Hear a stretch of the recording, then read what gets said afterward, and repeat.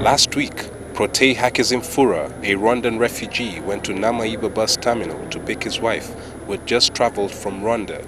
It is then that the attempt to kidnap him happened. Behind me, haza bavubukabu basatu.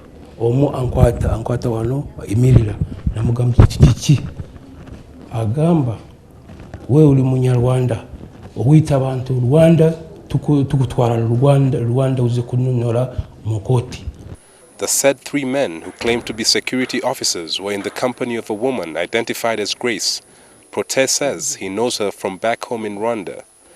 Grace's parents and relatives were killed in the 1994 Rwandan genocide, and her family had in fact been witnesses in the Gacaca court proceedings that finally convicted Protais of being a genocide sympathizer.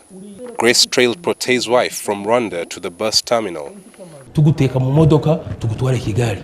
Nagambye neza nyabo ntusobora before ntwala ku polisi ya wano unyonyole problem nanze nyonyole byange.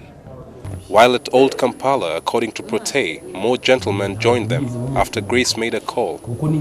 Dusobora kugutwara Rwanda ugende unyonyole byawe. Namubuza utwara nkani uri ani angamba ndi mukozi wa embassy.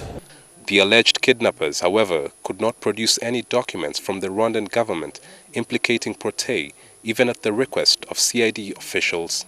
They claimed that they could access them from the embassy. Police held Protais until Friday last week, when the Department of Refugees intervened. He was released on police bond. Hakizimfura fled Rwanda in 2009 and has since been living in Uganda as a refugee. Prior to his fleeing Rwanda, the 66-year-old and father of 6 says he has served a 12-year sentence in 4 different prisons after his conviction. When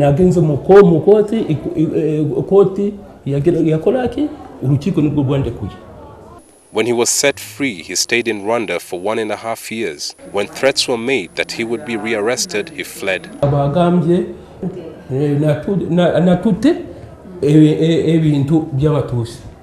Protais says all these charges were intended to frame him. He and his wife say they feel insecure. She's afraid to make the attempt to return to Rwanda.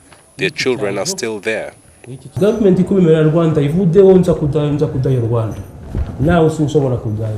The Commissioner for Refugees in the Office of the Prime Minister, David Kazungu, says they have asked the Rwandan government to avail them with documentation implicating Protais, if any. He's secure. He's back home. He's benefiting from security like another ordinary refugee and Ugandan in Kampala.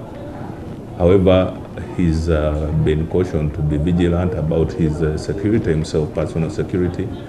And if need be, and it requires that his security is enhanced, government will have to look into that option and take the relevant course of action. Uganda hosts over 1,500 Rwandan refugees. One has been killed and others kidnapped in Uganda before. The government of Rwanda has been linked to such occurrences, but it denies the accusations.